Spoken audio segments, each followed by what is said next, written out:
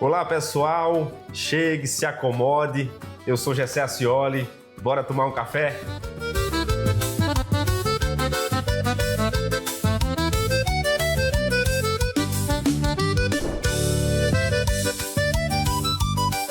O que é que fez um professor largar a sala de aula, construir uma casa no meio do maior centro de artes figurativas das Américas, abrir as portas para o público, encher de obra de arte e transformar num refúgio temporário? É isso que eu vou saber de Roberto Martins. Muito obrigado, meu amigo. Prazerzão estar aqui com vocês. É uma boa pergunta. Muitas vezes na vida, não sei se acontece com vocês de casa, você vai caminhando, e de repente quando olha já está tudo arrumado e você nunca tinha feito isso aqui, olhar do lado. Se você chegar aqui nesse espaço, que a gente pode chamar de pousada, lugar de encontro, lugar de chegada, tem um pedaço de todas as vidas desta encarnação que eu fui juntando. Por exemplo, rede é uma coisa que eu adoro, rede. Receber gente, antes de transformar em pousada, a gente já recebe os amigos. Já teve vez de eu chegar aqui, meu amigo Gessé. Quando olhava, tinha barraca, gente visitando. Quem são esses? Aí não conhecia ninguém, chegava, deixava as roupas, pegava outras roupas e ia embora para outros lugares. E alguém chegava, rapaz, a fulano chegou. E o amigo que estava trazendo esses outros dizia, é o dono da casa, rapaz. Então, isso foi a vida inteira adorando receber, conversando, adoro conversar, né? Porque todo professor é um conversador, como diz a história, é um enganador, né? Todo professor lida com livro, lida com cartilha, lida com história. Aqui na pousada tem um espaço, que era onde você tinha o café e tá a biblioteca lá e as redes para as pessoas sentarem e conversar. De repente eu fui vendo que eu tinha passado os 50, né? Em outros tempos, eu ficar parado, como é um sistema de pousada na minha cabeça, não havia a mínima possibilidade. Era um homem do mundo, era um cigano. E a idade vai chegando e as coisas vão dando aquelas paradas boas. E do onde você está, você consegue ver muitas coisas. E a gente foi dando a parada, foi olhando para as coisas e vendo as coisas além. Hoje eu brinco muito, né?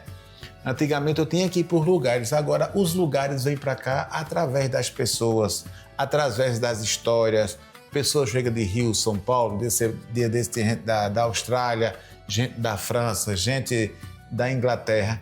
Então hoje, e uma das coisas boas da idade, né? Eu digo sempre que a gente vai em 2, 3 as praias, o resto é tudo igual. A água vai e vem e é salgada. Então, hoje o que me apetece são pessoas e as pessoas vêm para cá. E aí juntei os cacos com a marida, que ela também adora conversar, tem uma preguiça danada também de sair, de viajar. E então a gente foi ficando e hoje aqui é um espaço. Então não é uma pousada, somente o lugar de vir se hospedar e ir embora. É o lugar de chegar, o lugar de ver o verde, o lugar de parar, de sentar, trocar experiência. É um lugar também que a gente faz uns shows de cultura, porque a gente não pode perder a nossa essência, a nossa alma. É os cantores da terra, mesmo da terra de outros estados, mas que lidam com a terra. Isso foi uma das coisas que foi a idade chegando, os sinais foram sendo dados e eu fui obedecendo. A gente observa que a casa está cheia de obra de arte, como citei no começo. Quando a gente olha para uma obra de arte, quando a gente vai para uma exposição, para um museu, a gente sempre faz uma reflexão sobre aquela obra. É meio que a gente está imerso às reflexões, né? Porque aqui, para onde a gente olha, tem obra de arte. É, rapaz. E por acaso é Alto do Moura. Tem hora que eu tenho olhando para as pessoas e digo, mas rapaz, vocês não têm inveja não, você morar num lugar onde na rua que você mora tem logo 4 museus e vários ateliês. Você morando num lugar, numa rua, tem um cidadão chamado Vitalino, que foi um vidente. Aí tem Zé Caboclo, aí tem Manuel Dócio, aí tem Luiz Antônio, tem Mestre Luiz Galdino, tem Galdino. Então, não podia ser diferente aqui. Tem hora que a Maria até briga comigo, mas também tu só quer botar corredor Alto Moura. Eu digo, aqui é Alto Moura. Às vezes tem algumas artes novas, eu fico, deixa pra botar lá em casa, que lá em casa pertence a gente. Aqui, a gente só administra para quem chegar a ver. Então, onde você olhar aqui, tem uma peça de arte, cada peça tem uma história. E eu não vou dizer para todo mundo, e vocês não ligam para ninguém, tem peças que a gente não traz, ela pede para vir. Eu sou obediente, sou ajudante de missa, eu digo, vamos mais a gente. E aí isso é a beleza. Você vai botando, vai querendo. Essa é uma coisa que eu acho interessante, em outros momentos a gente já conversou, essa coisa da obra escolher o cara que vai levar ela para casa. É.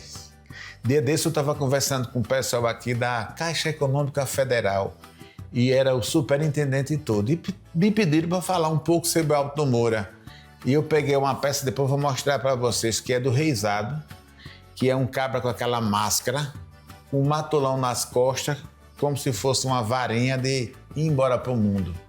Quando eu escolhi essa peça, ele me encarou e disse, como é, vai me levar ou não vai? Eu disse, bora, né? E de volta e meia eu chego ali e fico olhando para ela. E nesse dia, desse evento que houve, eu digo assim, olhe para essa peça. Todo mundo que trabalhava em banco, todo mundo sério, falando, explicado. Eu digo, ela, para mim, quando eu olhei para ela, ela disse, e aí? Aí eu fui lá atrás, nos tempos que eu não tinha entrado ainda na universidade para estudar, depois eu fui ensinar lá. Eu tinha um sonho, antes de estudar Ciências Sociais e Sociologia, eu queria primeiro andar o Brasil e andar a América Latina para depois ir para a sala de aula. Buscar experiência para depois iluminação com as leituras. Aí de repente eu saio candidato para uma coisa, me chamam para fazer um trabalho, eu entro e não viajo. Quando termina, eu passo na faculdade, aí mais 4 anos para terminar. Aí você vai ficando, não vai fazendo esse sonho, não vai realizando esses sonhos. De repente você se sente, mas rapaz, eu devia. Aí de repente eu descobro, se eu não for é porque não era para ir. Mas que a saudade é grande da estrada, e todo mundo tem essa vontade de ir embora. Mas também tem um lugar para se chegar. Você disse que a arte lhe escolhe.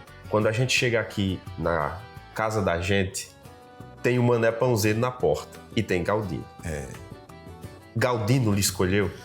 Rapaz, Galdino é uma brincadeira, meu amigo Gessé. Vou lhe dizer uma coisa. Vitalino não se discute. Ponto. Mas a minha grande paixão sempre foi Galdino. E eu ficava, às vezes, com medo de dizer para as pessoas quietinho. Aí um dia um cidadão, que vocês nunca ouviram falar, um paraibano pernambucano chamado Ariano Suassuna, e ele disse uma coisa que foi na minha alma da beleza. Oi, eu não quero discutir, é Vitalino, o mestre é mestre. Agora, minha paixão maior, meu querer maior, minha simpatia maior, talvez por identificação da loucura, é o Galdino.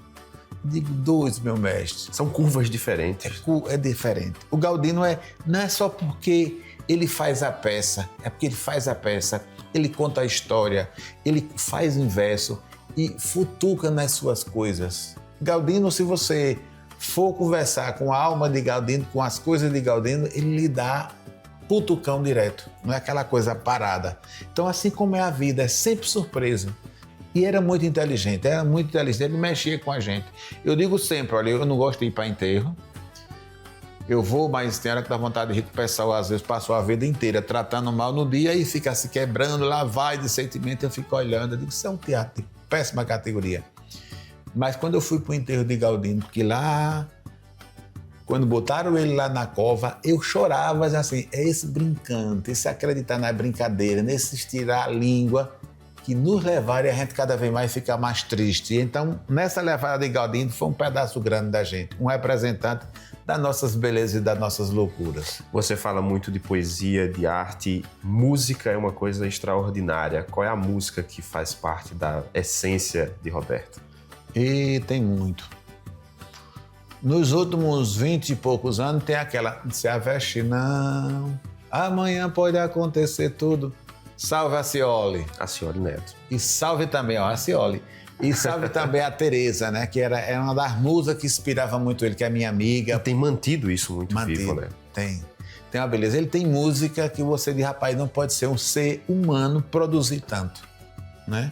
Você pega, por exemplo, na beleza de Zé Marculino, tem hora que ele mexe com coisa, eu dava aula às vezes, somente nas músicas de Gonzaga, mas era dos compositores que ele também fazia isso, sobre geografia, sobre história, sobre a beleza da natureza, do boi, do ruminar, do acreditar, pedra de amolar. Então, se você quiser, basta olhar as letras das músicas que são conselhos. Se você quiser, quando um poeta diz uma coisa, lá vem conselho. A gente observa que há muito de receptividade aqui, né? O aconchego de tudo que a gente já falou. Mas o que vem de fora ensina muito a Roberto hoje. Tá maluco. No dia que não tiver esses instantes, essa surpresa que chega, é preciso estar aberto para essas coisas. Eu digo, ainda ontem tem uns amigos aqui que um é indiano, o outro já passou uns 15 anos e disse assim, mas rapaz, você já foi à Índia? Eu disse, não tenho vontade, eu fiquei assim perguntando. Eu digo, olha, a maioria das pessoas vão para a Índia atrás de mestres. E aqui eu tenho vários mestres. Tem um menino que trabalha aqui chamado Fubica, tem 8 filhos, desse tamanho. E eu nunca vi ele reclamando de nada. Fubica, tá tudo bem. E apoio? Mora numa casinha, todo mundo lá na brincadeira dela. Dia desse eu estava ali na laje de uma casa que a gente está construindo. Quando eu olhei do outro lado, ele botou uma lona no chão, cavou um buraco, botou água e estava todo mundo numa piscina dos deuses. E eu fiquei olhando. Quantas vezes a gente não tinha vontade desse? E Fubica foi e fez lá para os filhos dele. Então, tudo é aprendizado, tudo é beleza. Fubica para mim é um mestre. Vozinho, velhinho que já se foi faltava poucos meses para completar 100 anos. Mandel Odócio é também um mestre, então é mestre por toda parte. Pegando uma reflexão de criança, eu acredito, que a gente tem sempre um sonho para se tornar realidade e a vida estar plena. Eu posso dizer que Roberto está realizado? Um dia eu entrei numa livraria em Recife que já fechou, chamada Livro 7. E um livro que eu digo que o livro salta da prateleira para dizer, me leve, depois vocês me internem. Veja a capa do livro, era um monge sentado numa pedra, na beira de um rio, e ele olhando para trás e dando uma gargalhada. E o título do livro é Não Apresse o Rio. Embaixo, ele corre sozinho. Então, quando eu vi esse livro, eu comprei e comecei a ler, muito chato. Uns 3 anos depois, fui fazer um curso de formação de terapia na Bahia. O livro falava de Gestalt, eu engoli o livro. Outro dia eu vi uma música, falando de música, falando da história, que é uma letra linda, que quem canta é Ney Matogrosso. Atento aos sinais. Quando eu vi isso, eu comecei, pegando esse livro, pegando a história, como eu digo assim, eu sonho que um dia eu vou chegar numa pedra, vou sentar, levando em conta aquele livro, vou olhar para trás e como se fosse olhando aquela criancinha que nasceu lá no bairro Santa Rosa, que veio embora para cá, digo, meu Deus do céu, estava tudo tão claro, mas eu não conseguia observar, não conseguia perceber que eu já estava me realizando.